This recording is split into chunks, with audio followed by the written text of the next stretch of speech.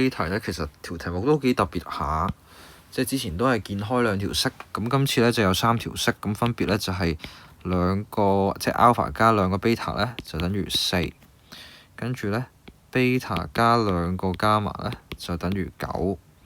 然後一個 gamma 加兩個 alpha 咧又會等於5。咁我個操作咧就係第一，我見到咧最尾想揾 alpha beta 啦，咁我想期望嘅就係整走到嗰啲嘅 gamma。咁我寫翻啦，呢度一式、二式、三式，我哋只要由一式將二式同三式咧係啦去做啲消除嘅手法咧，咁就可以